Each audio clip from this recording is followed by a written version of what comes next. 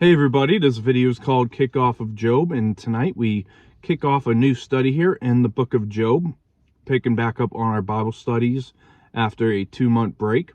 And the book of Job, it's a very unique book, and it's going to really show us the sovereignty of God behind things. And Job, we can often find ourselves through the trials of this life feeling like if we're Job. And I know this may not be a comfortable book at a comfortable time of the year. And the holidays is a big grief trigger, and the holidays doesn't mean that the trials of life are going to go away. But I believe God's word here is relevant in season and out of season. And throughout this holiday season, many people are going to have different life challenges that arise. And this book here, even though the book is called Job and it focuses on Job, we don't know who the author is. But it is believed to be either Job, Elihu, Moses, or Solomon. And for many theologians, they argue that the writer must be Moses. And where we have an unknown author of this book, we also have an unknown date time, and it all depends on who wrote it. So if Moses wrote the book of Job, we're looking at right around probably 1440 BC, whereas if Solomon wrote the book of Job, then we might be looking around 950 BC. And the purpose of Job here is to teach us to trust God in all and under all circumstances. Though we may wonder why God allows certain things to come to pass right before us. And we might even doubt God's goodness at times as believers. And Lord willing, like I said, we'll be in this book study through February, probably mid to late February. And so we'll kick off our study here in Job chapter 1, verse 1 through 5. And it says, "There was a man in the land of Uz, whose name was Job, and that man was blameless and upright, and one who feared God and shunned evil. And 7 sons and 3 daughters were born to him. Also his possessions were 7,000 sheep, 3,000 camels, 500 yoke of oxen, 500 female donkeys, and a very large household, so that this man was the greatest of all the people of the east. And his sons would go and feast in their houses, each on his appointed day, and would send and invite their three sisters to eat and drink with them. So it was, when the days of feasting had run their course, that Job would send and sanctify them, and he would rise early in the morning and offer burnt offerings, according to the number of them all. For Job said, It may be that my sons have sinned and cursed God in their hearts. Thus Job did regularly." So we see Job's home is described here as a walled city with gates, and he held a great portion of respect among the community. And it was northern Arabia, which was adjacent to Midian, and that's why people believe that Moses wrote this book, because of the geographical location. Moses lived at Midian for 40 years back in Exodus 21 verse 5. And we see here, the book of Job, we're going to see a setting that goes back and forth. And so the setting currently is Job on earth as a central figure. And we see that Job was considered a wealthy man at his time period, and he had 10 children, 7 sons, and 3 daughters in the middle years. He had a full-grown family at this time, but he was still young enough, as we're going to see later, to father more children. And Job was a very well-known man. He wasn't just like a person like me that's maybe, less than 1% of my town knows who I am. But later in chapters 6, 7, and 9, we're going to see that Job wasn't perfect without sin. Even though in verse 2 it says that he was blameless. It says that he was blameless in verse 1, blameless and upright. we're going to see later coming up that he wasn't blameless without sin. Job was a sinner. So we must put our trust in God for redemption, or, well, he must have put his trust in God for redemption and faithfully lived for God with a God-honoring and sincere life of integrity. And consistently, he must have been personally, materially, and parentally. And as typical in the ancient Near East, Job's wealth was measured not by how many dollars he had in his wallet, but by his numerous livestock, like the patriarchs in Genesis 13. And the appointed day were the main meal of the day, each day of the week. Hence, you have 7 sons, so each son had their day. And it moved house to house. And what we see with this feasting is the love and harmony of family members. This isn't like what we might experience later, on Thursday with Thanksgiving, when families come together and there might be some households where the turkey ends up under the table and, a chaotic scene unfolds. And one thing we should note here is that the sisters of these brothers are especially noted, and it shows that they were cared for with love. And hopefully, when we look at the book of Job here and we see the brothers and sisters in harmony coming together, hopefully that's what Thanksgiving will be for us. And Charles Spurgeon preached once on verses 4 and 5 in Job 1 as a Christmas sermon, and he did so to prove that God allows and God enjoys such celebrations among his people feasting and his people having feast and celebration. And I just want to make a side note, take that, legalists, for all those that will label everything pagan and condemn people for sitting around having a turkey meal together this week. Charles Spurgeon did not agree with you. But we see that Job offered up many burnt offerings as he had sons, officiating as family priests weekly in a time before the Aaronic priesthood was established. And these offerings, they were to cover any sin that his children may have committed that week, which indicated the depth of his spiritual devotion. And burnt offerings were practically as early as Noah in Genesis 8:20. And now we're going to see the story of Job go from an earthly realm into the heavenly realm. So verse 6 through 12, it says, "Now there was a day when the sons of God came to present themselves before the Lord, and Satan also came among them. And the Lord said to Satan, 'From where do you come?'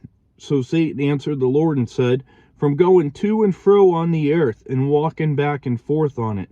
Then the Lord said to Satan, 'Have you considered my servant Job, that there is none like him in all the earth, a blameless and upright man, one who fears God and shuns evil?' So Satan answered the Lord and said, 'Does Job fear God for nothing? Have you not made a hedge around him, around his household, and around all that he has on every side? You have blessed the work of his hands, and his possessions have increased in the land. But now stretch out your hand and touch all that he has, and surely he will curse you to your face.' And the Lord said to Satan, 'Behold, all that he has is in your power, only do not lay a hand on his person.' So Satan went out from the presence of the Lord." So we see in verse 6 through 12, we see a weird situation. It might seem weird to us take place where God and Satan has a conversation, and we see that God holds counsel in his heavenly court taking place here. And what really should stick out to us in verse 6 to 12 is that Job has no idea this is taking place at this time, and neither does his mean friends that we're going to be looking at over the next several weeks. And the angelic host we see comes to God's throne to render account of their ministry throughout the earth in heaven with Satan.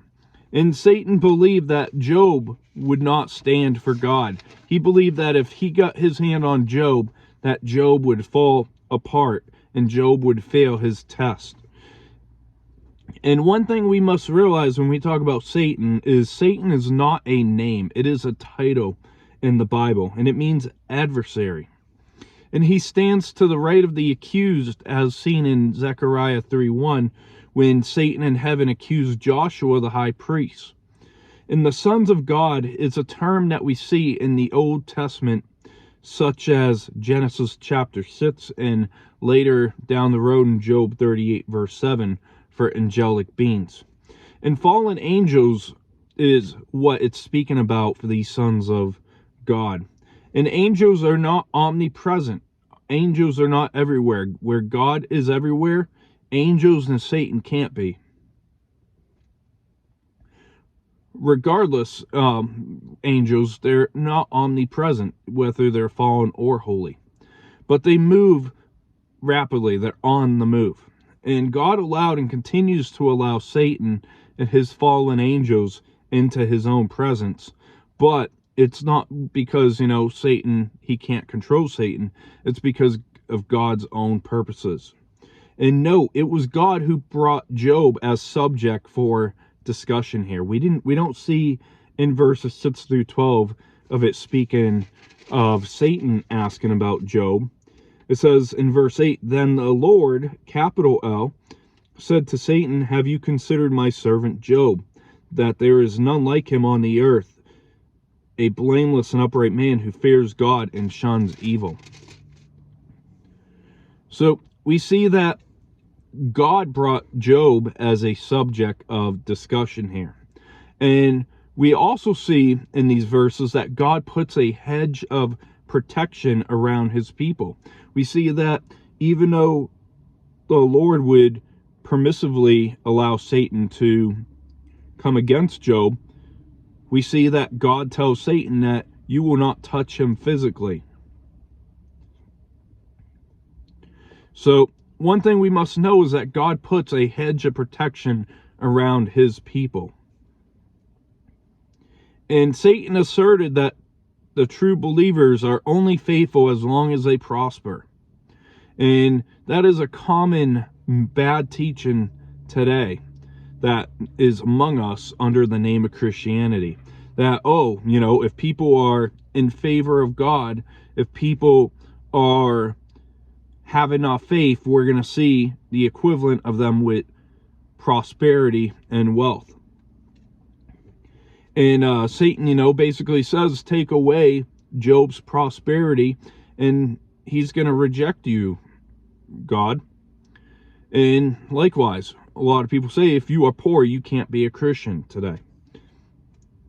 And that is a lie. And most devoted believers to Christ are the poor. We see when Jesus speaks in his Sermon on the Mount that he focuses on the poor. Blessed are the poor, Jesus said. And also in the text here, Satan wanted to prove salvation isn't permanent, that saving faith could be breached, and those that were God's could convert over to his. And today we see that satanic lie still among professing believers. They will preach things such as works-based salvation, and they will preach that people can go from being born again to unborn again and to lose their salvation and all that they can lose salvation, they can walk away from salvation. And all those false statements come from the father of all lies, because the Bible is very clear in justification by faith for those who are truly born again. And the Old Testament has many promises from God in which he pledges to sustain the faith in his children in Psalm 37:23, Psalm 37:28, Psalm 97:10, Psalm 121 verse 4 through 7. And we see in response to Satan's accusation that God gave Satan a limited permission to attack Job. And God would let down the hedge without completely removing it. And God allowed Satan to test Job's faith by attacking all that he has except Job's physical demeanor. In verse 13 through 19 it says, "Now there was a day when his sons and daughters were eating and drinking wine in their oldest brother's house. And a messenger came to Job and said, The oxen were plowing and the donkeys feeding beside them, when the Sabaeans raided them and took them away. Indeed, they have killed the servants with the edge of the sword, and I alone have escaped to tell you." While he was still speaking, another came and said, "The fire of God fell from heaven and burned up the sheep and the servants and consumed them, and I alone have escaped to tell you." While he was still speaking, another also came and said, "The Chaldeans formed 3 bands, raided the camels, and took them away. Yes, and killed the servants with the edge of the sword, and I alone have escaped to tell you." While he was still speaking, another also came and said, "Your sons and daughters were eating and drinking wine in their oldest brother's house, and suddenly a great wind came from across the wilderness and struck the 4 corners of the house, and it fell on the young people, and they are dead, and I alone have escaped to tell you." So we see shortly after Satan is given permission that he brings a catastrophic event resulting in the loss of Job's livestock, his servants, his livestock like the sheep, the camels, and not just, his possessions, but we see that Satan's disaster brought death to Job's sons and daughters. So now Job is going to be a grieving father of 10 children.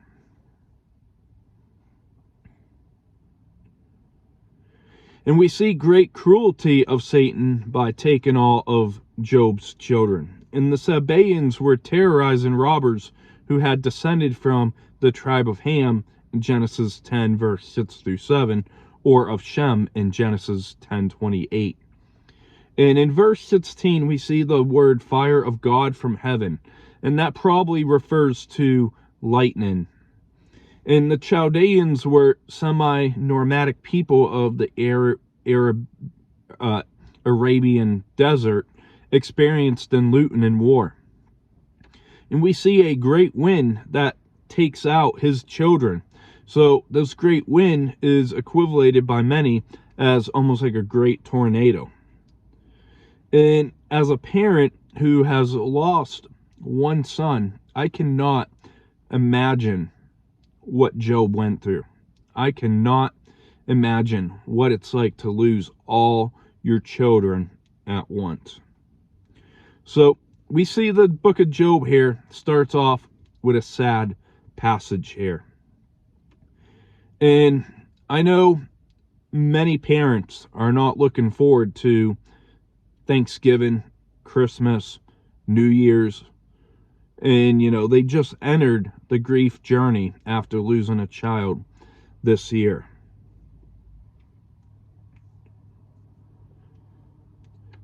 But keep your focus on Christ. That is the only thing that's going to pull you through.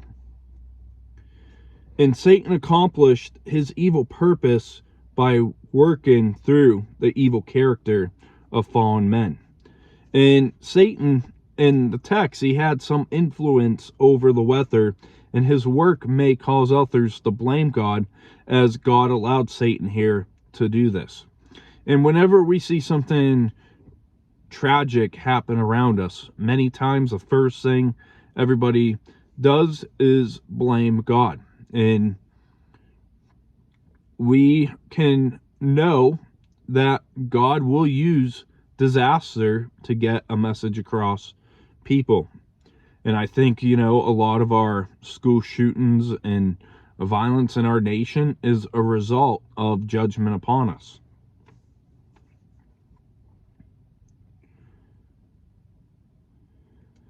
But the attack, it's clearly focused against Job in the text here.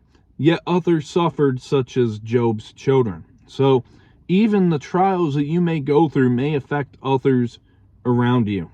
And allowing their lives to end, they did not pass from an immortal state to a mortal state. They were born mortal, and they were subject to death at any time, just like every one of us. And the only surprise is that they died sooner than others expected, not that they died at all. And the rightness or wrongness of what God either allows or actively does can only be finally judged by the measure of eternity, not the measure of this life. And we can only say that God did right or wrong by these unfortunates, by the eternal picture. And until then, we trust that Abraham knew of God. Shall not the judge of all the earth do right, as he said in Genesis 18:25. In verse 20 through 22 says, Then Job arose, tore his robe, and shaved his head, and he fell to the ground and worshipped. And he said, Naked I come from my mother's womb, and naked shall I return there. The Lord gave, and the Lord has taken away. Blessed be the name of the Lord. In all of this, Job did not sin, nor charge God with wrong. 1 second, let me just get a sip of water.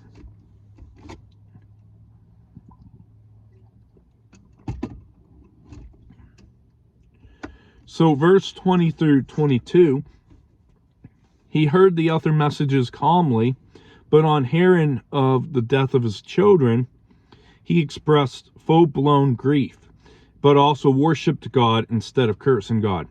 And many times when people lose a child, they usually go to the state where they want to put on boxing gloves and go at it with God. But here we see Job's reaction is worship. And he blessed the name of Jehovah, and Job's submissive response disproved of the adversary's accusation. And so far, we see that Job has shown himself to be who his defender says he is. We see that Job is a true believer with faith, and that faith can't be broken. And worship was Job's first reaction to his crisis. And what we must remember, no matter what comes upon us, something tragic comes upon us, we must remember that the Lord gave shows all the good things of this world that God gives us comes from heaven, as the half-brother Jesus James said in James 1:17. And we must worship the giver, who is greater than the gifts that he gives. And Job understood that God was ultimately behind all things, even if the immediate responsibility for an event wasn't God's. And hasty words against God in the midst of grief, they are foolish and wickedness. And if you cuss at God, it is very scary. It is very dangerous and sinful. And I've heard people that claim to cuss at God. They might have threatened God when a tragic event happens in the response of grief. One thing we must know is that it is normal to question God in those times with why. We might say, why God? Why did you allow this to happen? Why did this happen? Or where are you, God? Like, how can you let this come across me when you're supposed to be one that I can throw myself on, as comfort and sovereignty. So, in our fleshly response, we might have questions, and that's okay. But the moment, you start pointing a finger at God, feeling violent toward God, that is a scary place to be. And as Christians, we are to submit to our trials and still worship God, not because of the reason for them, but because God wills them, and God has his own sovereign purposes, which we are to trust in God as believers. And yes, speaking on child loss, it's one of the, I'm going to say not one of the most, it is the most painful thing I believe we can experience here on earth. And losing my 10-year-old son, that wasn't just a 1 week down type thing. I still have my days of struggling with the grief. It is the hardest trial ever. And the holidays, they don't feel the same. And the holidays might seem to have a void. And I know that is described by many people in grief, whether it's losing a parent, losing, another family member, a sibling, whatever the case might be. The holidays can be very hard to get through, but we must be grateful. We ought to be grateful for the good that God has given us, because God gives and God takes away. So to wrap up, because I don't want you to think I'm going to be doing hour studies here, but to wrap up, we see that the book opens with the earthly stage within its Hebrew poetry. And right off the bat, we see, kicking off the study here in Job, that this is a very theological book behind the sovereignty of God. And we see it moves to the stage in heaven. And we see the players of this poetry, Satan and his angels, that they have access to the presence of God, but one day they will be restricted to the earth. In Revelation 12:9, it says,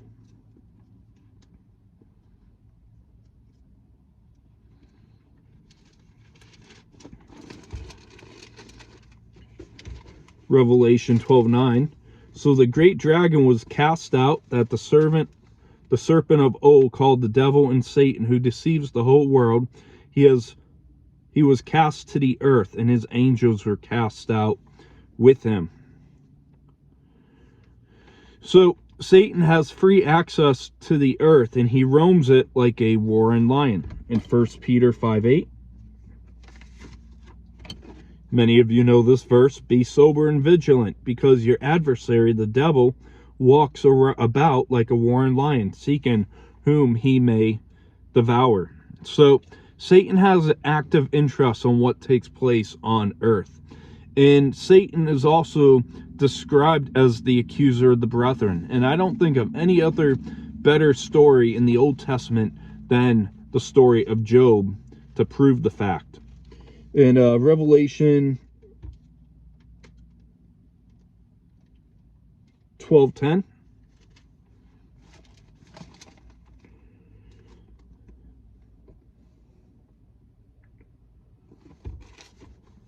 Revelation 12:10, then I heard a loud voice saying in heaven, now salvation and strength in the kingdom of our God and the power of his Christ has come. For the accuser of our brethren, who accused them before our God day and night, has been cast down.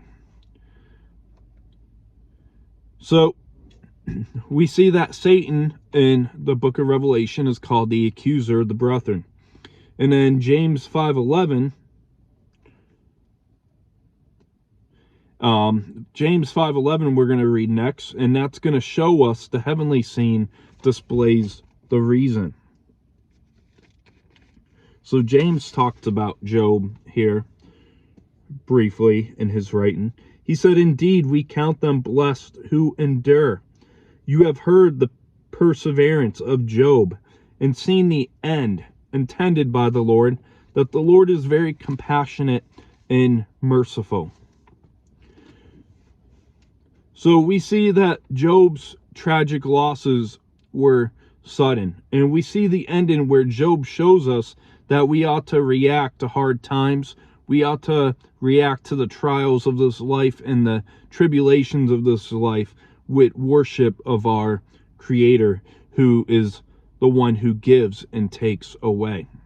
And we must know that we have a sovereign God that we serve. We don't have a God that's complacent or a God that's not all-powerful. Our God is all-powerful. Our God is omniscient. Our God is everything.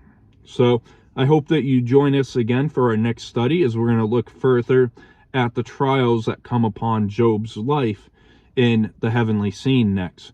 Hope you have a great rest of your evening. God bless.